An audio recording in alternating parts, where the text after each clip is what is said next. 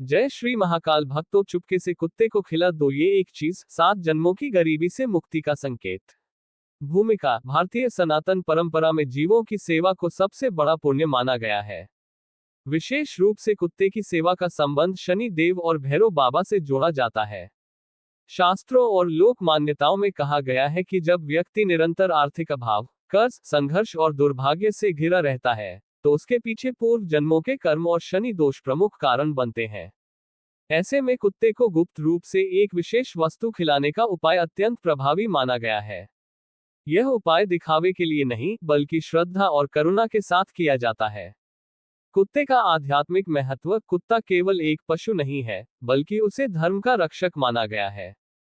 महाभारत में युधिष्ठिर के साथ स्वर्ग तक जाने वाला कुत्ता धर्म का ही रूप था।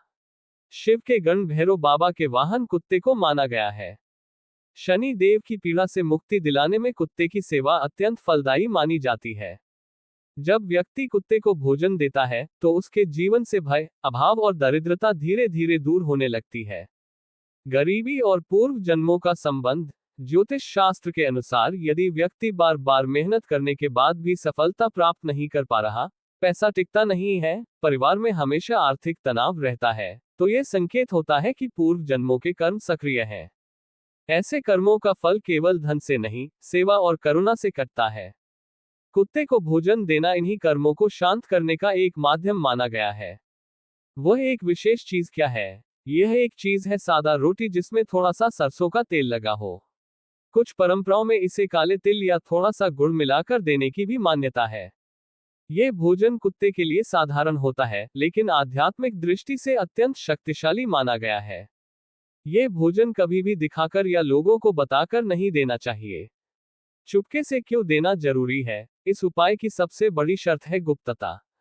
जब सेवा दिखावे के लिए की जाती है, तो उसका पुण्य क्षीण हो जाता है। चुपके से, बिना किसी को बताए, बिना फोटो या वीडियो बनाए, केवल मन में प्रार्थना करके ये भोजन दिया जाता है।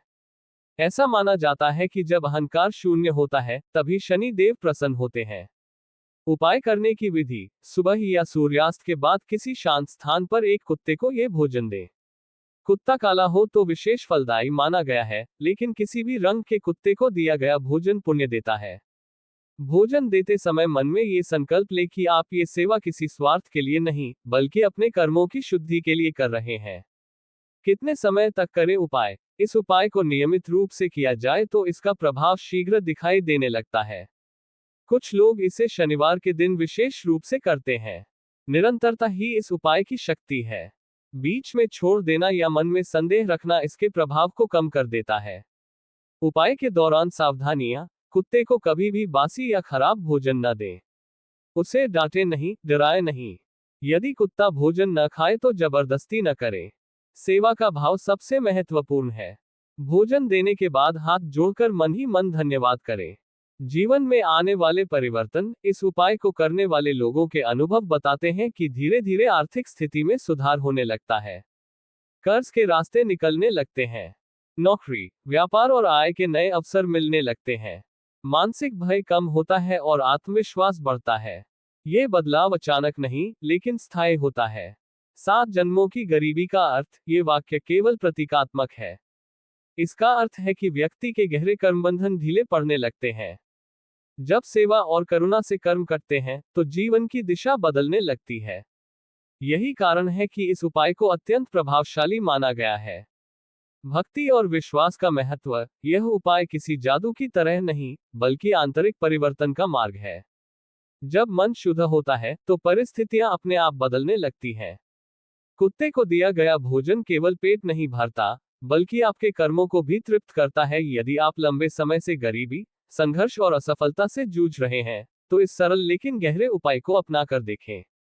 बिना किसी को बताए, बिना किसी अपेक्षा के, केवल सेवा के भाव से। यही भाव आपको उस राह पर ले जाएगा जहां अभाव नहीं, बल्कि संतुलन और शांति होती है। वीडियो पसंद आए तो लाइक, शेयर, सब्सक्राइब करें।